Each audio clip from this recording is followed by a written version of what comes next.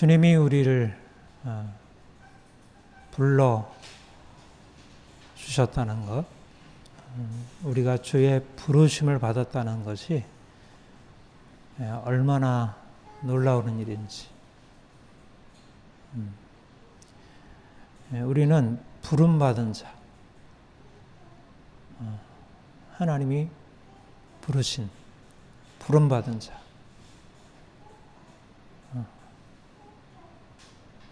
그 부름받았다는 사실이 너무너무 중요합니다. 왜 중요할까요? 부름받았다는 게. 우리가 대단한 무언가를 가지고 있어서 부름받았나? 내가 다른 사람보다 뭔가 난 게 있어서 그래도 나는 이 정도의 실력도 있고 자질이 있고 내가 부름받지 않으면 누가 부름받아? 그럴 만한 뭐가 있어서 부름받은 거예요? 우리가 보통 부름받았다는 거, 뭐 회사에서 누군가의 부름받았다는 거는 내 존재가 증명됐다는 얘기잖아요. 응? 내가 실력이 있다. 그래도 인정받을 뭐는 뭐가 있다. 이게 부름받은 자로서의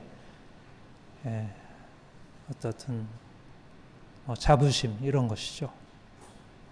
근데 우리가 부름받았다는 사실이 우리에게 놀라운 것은 내가 대단한 무엇을 가지고 있어서 부름받았다는 것 때문이 아니고, 그래서 내가 너보다 낫다.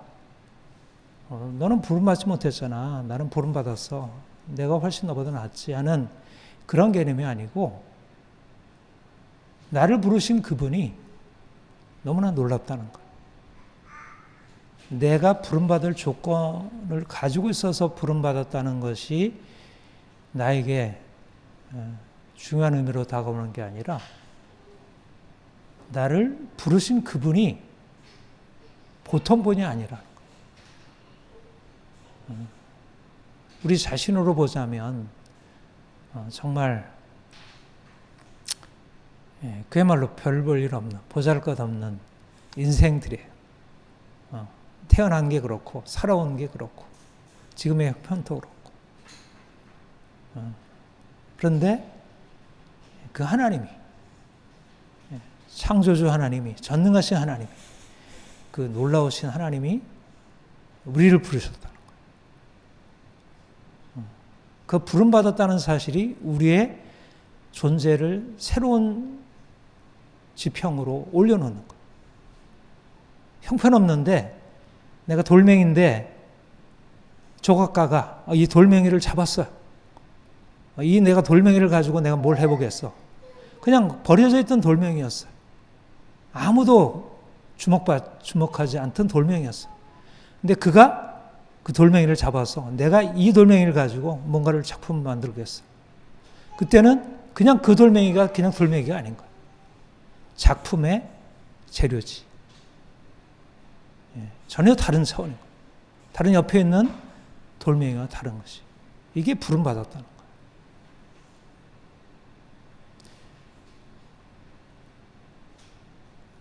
형제들아, 너희 부르심을 보라.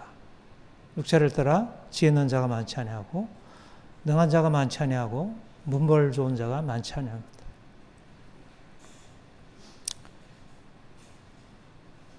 하나님이 부르셨는데, 너희를 불렀는데 너희가 부름받을 조건을 가지고 있는 존재가 아니라는 거예요. 세상에서 돈도 많이 있는 사람들도 많이 있고 지위가 높고 실력도 있고 갖추고 있는 사람들 많이 있는데, 그 사람들 다 주님이 지나치시고 세상에서 별 볼 일 없고 전혀 사회에서 뭐 역할도 못하던 사람인데, 야, 내가 너를 써야겠어. 너 이리 와봐. 내가 너를 위해서 무엇을 해보겠어. 이해가 안 되는 일이에요. 그동안 많은 사람들이 다 택하여 불러서 사용하고 그야말로 찌끄러기로 남겨져 있는 존재들인데, 왕이신 하나님이 오셔서 내가 너를 사용하겠어. 이게 부르심이에요. 여러분, 우리가 부름받았다는 것은 그냥 내가 뭐 예수를 믿어, 나는 하나님의 자녀야 라는 그런 일반적인 개념이 아닌 거예요. 우리가 이제까지 가지고 있어 내 자신의 존재에 대한 이해, 내 자신의 정체성, 나는 누구냐라는 나의 인식이 근본적으로 달라져. 세상에 돈 가지고 있는 사람들, 세상에 지위가 높은 사람들, 나름대로 뭔가 역할을 해서 하는 수많은 사람들이 있어요. 지금도. 근데 하나님께 그들은 별로 그렇게 중요한 존재들이 아니에요. 그들이 대통령이라 하더라도, 대기업 회장이라 하더라도, 뛰어난 뭔가를 가지고 있다 하더라도 하나님께는 별 큰 존재가 아니에요. 하나님과는 상관이 별로 없어요. 그런데 세상에서 아무것도 없는 존재들인데 하나님이 뜻하셔서 내가 너를 통해서 일을 하겠어. 이게 부르심입니다. 이게 부름받은 자라는 개념이에요. 사람들은 옛날이나 지금이나 다 외향을 가지고 평가해요. 그 사람이 어느 대학을 나왔느냐, 직장은 어디 다니느냐, 연봉이 얼마나 되느냐, 사회적인 어떤 신분, 지위, 뭐 이런 것들이 어떠냐. 뭐 양상은 다르지만 다 사람들한테서 인정받을 수 있는 것은 외적인 조건들이에요. 그래서 저나 여러분이나 사실 사회에 가서 별 높은 자리를 차지하지 못했었고, 뭐 지금도 그래요. 그렇게 보자면 사실 우리 자신이 별 볼 일 없는 존재로 인식이 됩니다. 그런데 하나님은 외모를 보지 않는다는 것입니다. 하나님은 사람들이 보는 기준과 다르게 보신다는 거예요. 내가 하나님이 나를 부르셨다는 사실을 아는 그 순간부터 나에게 중요한 것은 사람들이 이렇게 중요하게 여기는 그런 것이 아니구나. 내가 그런 면에 있어서 아무것도 안 가지고 있다 하더라도 그런 것이 하등의 문제가 되지 않는다. 사도 바울이 주님 만나고 나서 깨닫게 된 게 그것입니다. 사도 바울이 주님 만나기 전에는 그는 누구보다도 뛰어난 유대인 중에서 가장 최고의 엘리트, 바리새인. 그래서 자타가 공인하는 그는 뛰어난 인정받을 만한 자였어요. 스스로도 자신을 자랑했고 사람들도 그를 뛰어난 존재로 인정을 했고. 그런데 그가 주님 만난 뒤로 그 인식이 확 바뀌게 되었어요. 유대인 중에서도 최고이고 또 유대인들은 모든 다른 택함받지 못한 이방인들에 비해서 뛰어난 민족이고 뛰어난 민족인 유대인 중에서 가장 탁월한 바리새인, 이게 사도 바울의 서열이었어요. 그야말로 귀족 중에 탑 클래스인 그러한 서열에 있는 사람이었어요. 그런데 주님 만나고 나서 그가 알게 된 것은 뭐냐면 그 서열이 아무런 의미가 없다는 거예요. 그가 유대인 중에서 뛰어난 바리새인이라는 사실이 다른 별 볼 일 없는 다른 직업이나 다른 신분에 있는 사람들과 차이가 없고 그가 유대인이라는 사실도 다른 이방이라는 사실에 별 차이가 없다는 거예요.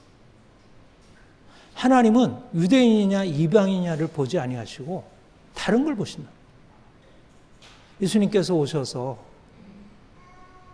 놀라운 구속을 이루시고 예수 그리스도 그분 안에 하나님의 의, 하나님의 구원이 나타났음을 선포했어요.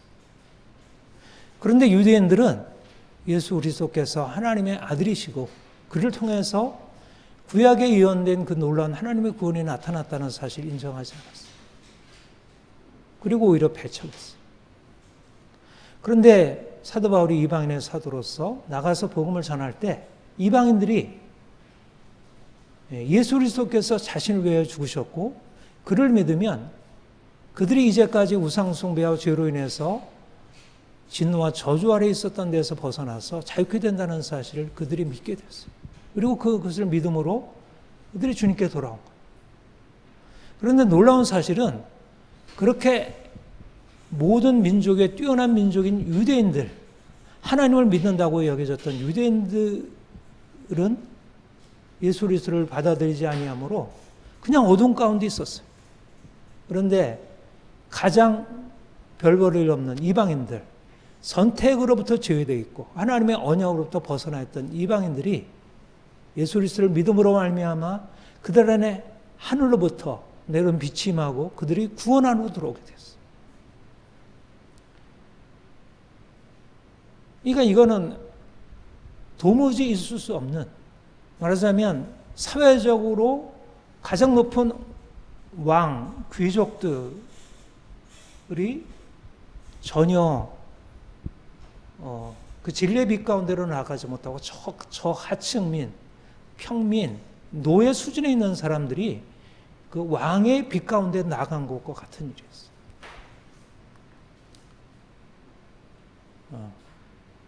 그래서 사도 바울이 그가 주님을 다메섹 도상에서 만난 뒤에 하나님이 누구신지, 하나님이 어떤 일을 행하시고 계신지를 그가 알게 되었고, 또 그가 복음을 전하면서 유대인들이 복음을 받아들이지 아니하고 이방인들이 복음을 받아들여서 구원 안으로 들어오게 된 것을 보고, 하나님은 사람들이 알고 있는 기준과 전혀 다른 기준으로 사람들에게 다가오셔서 말씀하시는 거예요. 그게 로마서 2장에서 말씀하고 있는 무릇 표면적 유대인이 아니요 표면적 육신의 할례가 아니라 오직 이면적 유대인이며 할례는 마음에 할지니 영에 있고 율법조문에 있지 아니한 것이라. 그 칭찬이 사람에게서가 아니요 다만 하나님에게서라. 무슨 얘기냐면 유대인들, 할례를 받은 유대인들, 겉으로 보면, 외적으로 보면 그들은 누구보다도 뛰어난 그런 자질들을 가지고 있고 그런 엄청난 전통과 실제적으로 그들 안에는 하나님의 주신, 사실 지금도 보면 어때요? 유대인들은 굉장히 탁월하세요. 실제적으로 유대인들은 탁월한 민족이에요. 유대인들. 그런데 그런 표면적 유대인이 아니라 그들이 아무리 인간적으로 탁월하고 지혜도 높고 지식도 있고, 여러분 제가 유대인들 책을 보면 유대인들은 달라요. 유대인들 철학, 정신분석 이런 걸 보면 달라요. 기준들이 달라요. 이 너무너무 높은 수준이 달라요. 생각의 차원이 달라요. 유대인들은. 그게 표면적 유대인의 차원이에요. 근데 하나님이 그들을 표면적 유대인이 대단하지 않다고 본다. 여러분, 유대인은 세계 모든 민족 중에 가장 뛰어난 민족이에요. 지금도. 당시에도 그랬어. 그들은 비록 쫓겨다니긴 했지만. 그런데 하나님에게는 표면적 유대인이 그 탁월한 대단한 인간적인 대단한 것을 가지고 있는 그들이 아무것도 아니라는 거예요. 하나님 보시는 것은 그게 아니야. 그들을 하나님이 축복하셨지만 하나님은 그 축복하신 그것에다가 의미를 두지 않았다. 왜냐하면 그 축복의 근원이신 하나님이 그들에게는 없었기 때문에. 예수 그리스도 안에서 하나님 자신이 나타나셨지만 그들은 그들이 받은 축복에 머물렀지, 그 축복의 근원 대신 궁극적인 축복이신 하나님의 아들이 오셔서 그들에게 나타나시를 놀라운 구원을 받아들이지 않았어요. 중요한 것은 뭐냐면 내가 무엇을 가지고 있느냐, 사회적인 지위가 어떠하냐, 지식이 어떠하냐, 권세가 있느냐 없느냐가 아니라 하나님을 아느냐, 예수 그리스도를 아느냐, 그분이 내 안에서 일하시느냐, 그렇지 않느냐가 중요하다.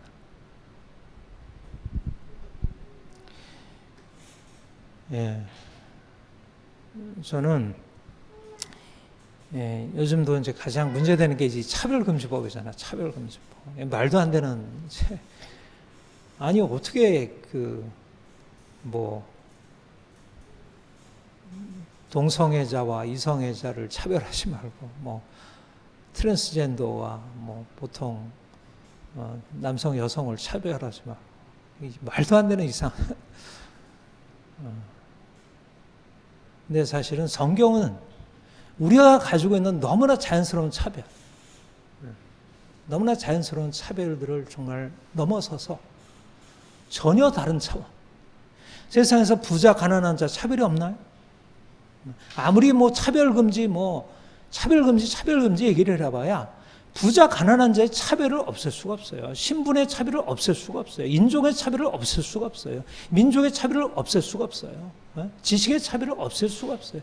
세상에 어디에서 차별이 사라집니까? 옛날이나 지금이나 차별이 사라진 때가 없어요. 차별의 방식이 달라졌을 뿐이지. 옛날에는 왕, 귀족, 평민, 노예, 이런 차별이 있었고, 오늘날은 엘리트, 전문직, 변호사, 의사, 그 밑에, 다 이 차별은 옛날이나 지금이나 금수저, 흑수저, 은수저, 흑수저. 이 차별은 늘 존재해왔고, 영원히 사라지지 않아. 차별이 사라질 수 있는 유일한 근거, 그것은 하나님. 예수 그리스도 안에서 비로소 차별이 살아. 비로소. 가난한 자, 부한 자, 높은 자, 낮은 자, 자유인과 종, 남자와 여자, 헬라인과 야만인, 유대인과 이방, 차별이 사라지는 것은 오직 예수 그리스도 안에서. 우리는 이 차별적인 세상에 살고 있어요. 지금도. 차별금지법, 이거는 진짜 말도 안 되는 악법이고, 정말 남녀 차별, 어른과 아이의 차별, 세대 간의 차별, 높은 자, 낮은 자의 차별, 영원히 사라지지 않는 이 세상의 모든 차별, 어디서? 하나님을 만나야 하는 거예요. 하나님. 내가 낮은 자여도 본인 스스로 비굴하게 여기지 않을 수 있고, 내가 높은 자여도 본인 스스로가 대단하게 여기지 않을 수 있고. 예, 얼마나 놀라운 것입니까? 얼마나 놀라운 거예요. 우리가 부름받았다는 사실은 인생을 다르게 살게 하는 거예요. 그냥 하나님이 날 부르셔서 나는 영원한 천국 백성이야가 아니고 이 세상을 다르게 살게 하는 거예요. 나보다 높아? 당신 나보다 높다는 게 뭐가 대단해? 예? 그거 하나님 주신 거잖아. 근데 왜 당신 하나님 주신 거 가지고 나를 억압을 해? 말도 안 되지. 내가 다른 사람보다 지위가 높다고 해서 왜 낮다고 해가지고 억압하고 차별하고 어떻게 그러겠어요? 내가 하나님 앞에 있는데 하나님이 나에게 주신 것이고 약한 자들도 다 하나님이 주신 고유한 것들이 있는데 어떻게 차별하겠어요?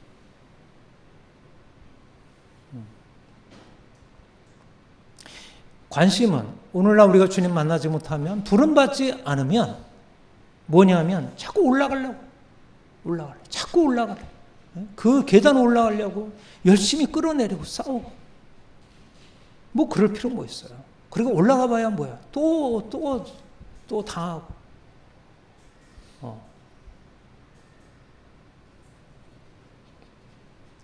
주님 보시는 것은 외양이 아니에요. 외양이 아니고 우리의 내면이에요. 우리의 내면이 어떤가? 여러분, 사람들 요즘에 돈 많이 벌고 사회적 지위 높고 근데 속 내면에 들어가면 어때요, 사람들? 우리 가장 최고의 엘리트, 최고로 대접받고 인정받는 부자들, 권력자들, 정치인들 꼴 보세요. 어때요? 너무 형편없죠. 우리가 보통 사람들이 보기에도 대통령, 국회의원, 장관, 어떻게 저렇게 형편없이 생각하고 형편없이 나라를 다스릴까? 뭐가 문제가 있죠? 그들이 공부를 안 해서 그럴까요?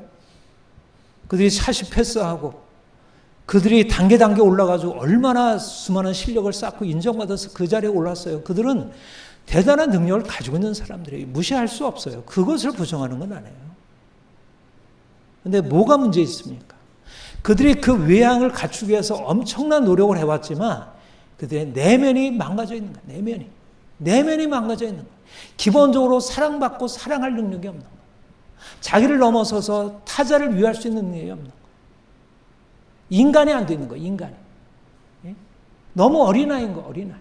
제가 이제 정신분석을 해보니까 요즘 사람들이 점점 어린아이로 너무 퇴행하는 거야. 가장 높은 사람들이 대통령, 국회의원, 장관 이런 사람들이 완전히 어린아이 수준이야. 응석바지 수준. 왜 그래? 내면이 망가져요. 내면이. 외양만 그냥 대학 나오고 높은 직장 올라가고 뭐 단계 올라가서 거기까지 오르는 데만 그냥 온통 신경 쓰지 내면을 살피지 않는 거예요. 근데 내면을 살피려고 해더라도 사실 되나요? 안 돼요. 인간이 어떻게 내면을 바꿉니까?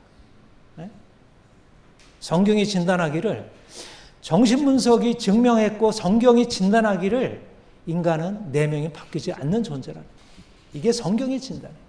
내면이 가장 중요한데 내면이 바뀔 수 없는 것이 인간이 가지고 있는 공경이에요. 그래서 구원자가 필요한 거예요. 외적인 면에서 돈 많아지고 지식 높아지고 뭐 권력 높아지고 하는 것은 노력하면 돼요. 그거는 이렇게 저렇게 하면 돼요. 그러나 내면이 바뀌는 거 됩니까? 안 됩니다. 어려서부터 돼야 되는데 어려서 이미 망가진 거 어떻게 바꿉니까? 안 돼요. 예, 정신분석 치료하면 조금 돼요. 심리 치료하면 조금 돼요. 분명히 변화가 있어요. 그러나 근본적으로 되지 않습니다. 내면을 바꿀 수 있는 유일한 근거, 유일한 동력, 그것은 예수 그리스도. 그분이 우리의 내면을 바꾸시려고. 내면을 바꾸시되 어느 정도까지? 우리를 하나님 수준으로 바꾸겠다는 거예요. 우리 피조물의 죄로 인해서 망가져 있는 우리를 바꾸시되 그냥 보통 인간이 아니라 하나님 수준으로 바꾸겠다는 거예요. 그게 거룩함이라는 거룩함. 내가 거룩하니 너희도 거룩하라. 너희를 부르신 모든 자처럼 거룩한 자가 되라. 이게 하나님의 비전이에요. 여러분, 아니 인간이 되라. 이것도 얼마나 높은 기준입니까? 인간이 되는 게 어려워. 인간이 다 동물 수준으로 다 떨어지고 있는데, 기계 수준으로 떨어지고 있는데 인간이 된다는 게 너무 어려워요. 유교, 불교, 힌두교 다 인간이 되기 위한 노력들이에요. 나름대로 인간이 되기 위해서 그 역할을 하고 있죠. 심리학, 뭐 철학, 사회학 이런 것들이 다 인간이 되기 위한 노력들이에요. 인간이 되기도 어려워요. 그런데 주님께서 우리에게 하시려는 것은 인간이 되는 정도가 아니라 우리를 하나님의 아들, 신의 성품에 참여한 자, 거룩한 자, 이거를 만드시겠다는 거예요.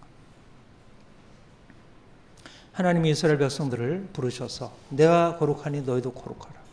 그런 높은 비전을 말씀하셨어요. 그런데 이스라엘 백성들 안에 이 하나님의 비전이 이루어졌나요? 될 수가 없었습니다. 왜 그렇습니까? 유대인이나 이방이나 모두 다 죄아랬기 때문에. 이미 아담 이후로 누구도 하나님이 거룩하라 말씀하시면서 율법을 주셨지만 누구도 그 율법을 지켜 행해서 거룩함에 이룰 수 없는 존재는 아무도 없었어요. 그런데 예수님께서 오셔서 그 피로 우리를 깨끗하게 씻으신 거예요. 우리의 조상의 헛된 행실에서 대도로 내려왔던 헛된 행실에서 우리를 대속하신, 우리를 속량하신 것은 금이나 은같이 없어질 것으로 한 것이 아니고 오직 흠없는, 점없는 어린 양이 필요한 것이죠. 여러분, 인간이 아담 이후로 조상 대대로 우리 안에 있었고 또 우리가 태중에서부터 또 어려서 태어나서 성장 과정에서 우리 안에 그야말로 찌들어서 우리 안에 내면에 정착되어 있는 이 강력한 죄의 세력들, 이기적이고 욕망으로 가득하고 교만하고 분노와 원망으로 가득 차 있는 우리 존재를 어떻게 바꾸실까? 이것을 무엇으로 씻어내고 무엇으로 이걸 바꿔놓겠어?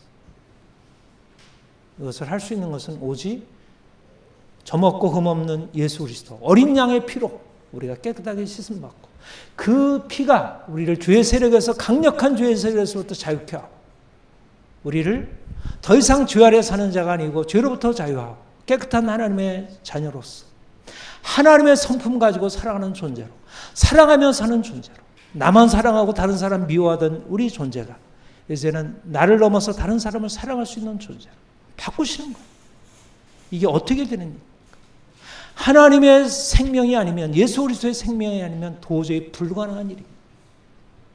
우리는 도덕적으로 조금 나아질 것이 아니라 도덕적으로 열심히 노력해가지고 이전보다 더 나아지고, 이러면 공자에 하루에 3번 반성해가지고 불교의 수양처럼 그렇게 끊임없이 자기를 반성하고 노력해가지고 이렇게 하는 일이 아니라, 내가 예수 그리스도 그분을 바라보니까, 그분의 십자가를 바라보니까 내가 죄인임으로 드러나고 그분 앞에 나의 죄 고백하고 주께서 나를 씻으시는 걸 받아들이면, 내가 노력해서가 아니라 주께서 우리 안에 행하시는 역사로 우리를 새롭게 만드시는 거예요. 이게 얼마나 놀라운 일입니까? 여러분, 세상의 왕들이, 세상의 귀족들이, 세상의 대통령, 국회의원, 장관들이 아무리 외적으로 뛰어난 것을 가지고 있다 하더라도 그 내면은 이기심으로, 욕망으로, 교만으로 가득 차 있어서 사람들이 본인 스스로도 실망스럽고 다른 사람을 실망시킬 수밖에 없는 것이 인간 조건인데, 하나님이 아무것도 아닌 우리, 돌멩이 같은 우리, 세상에서 가장 인정받을 수 없는 우리를 택하여 부르셔서 우리에게 그 하나님의 아들의 생명 주시고 우리로 하여금 하나님의 자녀로서 살게 하시는, 그 거룩한 삶을 우리로 살게 하는 것. 세상의 왕들이 이룰 수 없는 놀라운 도덕적인 표준을 이뤄내는 거예요. 여러분, 부르심이 얼마나 놀라운 겁니까? 부르심은 우리가 가지고 있는 조건이 문제가 되지 않는다는 사실을 알게 하고, 우리가 가지고 있는 조건으로 생각할 수 없는 하나님의 놀라운 비전이 우리 안에 나타나서 우리를 완전한 새로운 존재로 우리를 바꾸시는 거예요. 우리는 이 놀라운 부르심을 받은 자들입니다.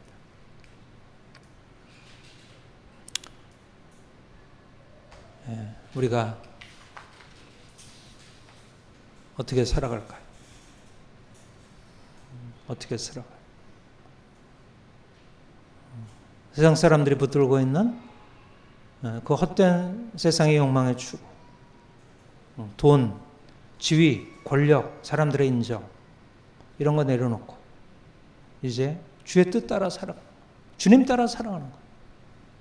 너희가 과거에 쫓던 사역을 본삼지 말고 너희를 부르신 자처럼 이제 거룩한 자가 되라. 우리가 욕망을 따라 불순종의 삶을 살아왔어요. 그리고 너무 오랫동안 우리의 내면 안에 그것이 깊이 들어와 있어요. 이제 우리의 씨름은 뭐냐면 이 욕망, 과거로부터 내려왔던 이 욕망의 사슬을 끊어버리고 주께서 주신 은혜를 힘입어서 이제 거룩한 삶으로 나가는 거예요. 좀 더 돈을 많이 벌고 사람들한테 인정받고 내 삶이 편하고, 이거는 우리의 인생의 목표가 아니에요.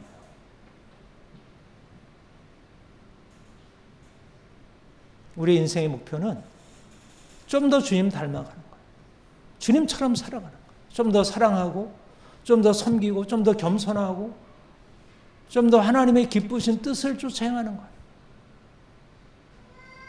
하나님의 비전이 우리의 삶 안에 이루어집니다. 내 뜻이, 내 생각이, 나의 소원이 이루어지는 게 아니라 하나님의 뜻이 내 안에 이루어지고 나를 통하여 이 땅 가운데 이루어지는 거예요.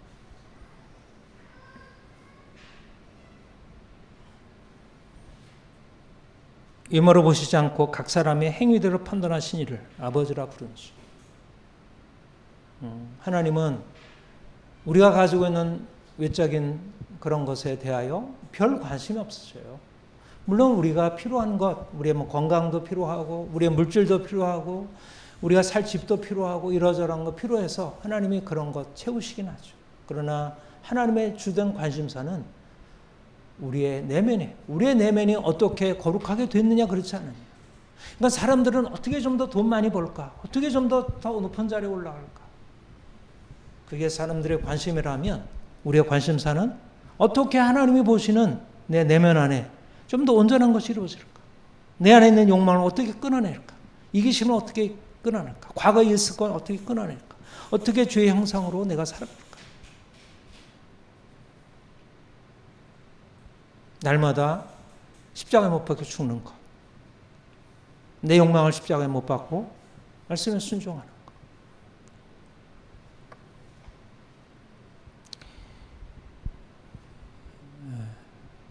주님이 우리를 정말 놀라운 부르심으로 부르셨습니다. 부름받기 이전에 우리의 삶은 세상 사람들과 동일하고 어떤 세상 것 쫓아서 하고 그래서 눌려있고 답답하고 화가 나고 그런데 주님 만난 이후로 내 삶의 조건이 뭐 별 그렇게 문제가 되지 않는구나. 내가 돈이 없는 게 사람들이 나를 별로 인정을 안 해주는 게 별 문제가 안 되는구나.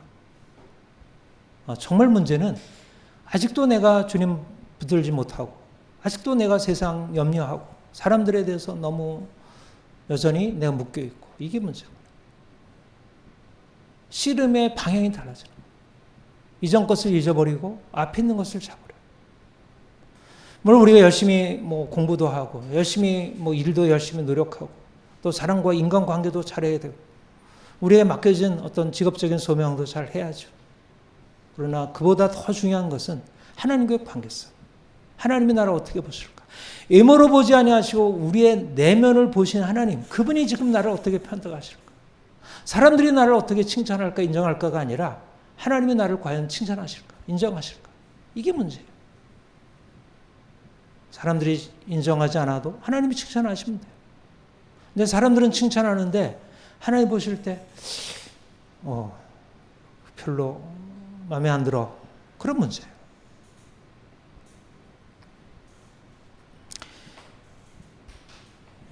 주님이 우리를 놀라운 부르심으로 부르셨습니다. 아무것도 가지고 있지 않은 자, 오히려 너무 결핍이 많은 사람들, 옛날도 그랬고 지금도 여전히 크게 차이가 없는 사람들. 그러나 주님이 우리를 부르셨어요. 그 놀라우신 주님이, 그리고 그 생명을 우리에게 주셨어요. 그 엄청난 주님이 그분의 생명을 주셔서 이제 그 생명이 우리 안에 자라나도록, 그 생명이 우리 안에 꽃피도록 그분이 일하시고 우리는 그분과 동역하는 것. 그분이 우리 안에 일하시는 것을 받아들이고 주님 내 안에 일하시옵소서. 내가 주님이 내 안에 일하시는 것을 내가 받고 따라가겠습니다. 그래서 그 주의 부르심의 소망이 우리 안에 온전하게 이루어지기를 바랍니다. 기도하겠습니다. 하나님 아버지, 세상적으로 보면 부름받을 수 있는 조건이 아무것도 없는 저희입니다. 인격적으로 너무 약함이 많고 가진 것 없고 지식도 없고 사회적 지위도 없고 그런다 주님께서 우리를 지나치지 아니하시고 우리 앞에 오셔서 따라오라 말씀하시고 여기까지 인도하신 것 감사합니다. 더 온전하게 주의 부르심에 합당하게 서게 하옵소서. 세상의 부름에 따라가지 않게 하시고 주의 부르심을 따르게 하옵소서. 세상의 칭찬과 인정을 쫓아가지 않게 하시고 주께서 인정하시고 칭찬하실 것을 바라고 앞만 보고 나아가게 하옵소서. 장차 주께서 우리를 오셔서 판단하실 그때 주 앞에서 영광과 칭찬과 존귀를 얻을 수 있도록 우리가 날마다 깨어 기도하며 주께서 우리에게 말씀하신 것을 듣고 순종하여 그 뜻에 합당하게 이루어가게 하옵소서. 우리를 통해서 주의 영광이 이 땅 가운데 전파되고 많은 영혼들이 주께 돌아와 생명 얻는 역사가 일어나게 하옵소서. 감사합니다. 예수님의 이름으로 기도합니다. 아멘.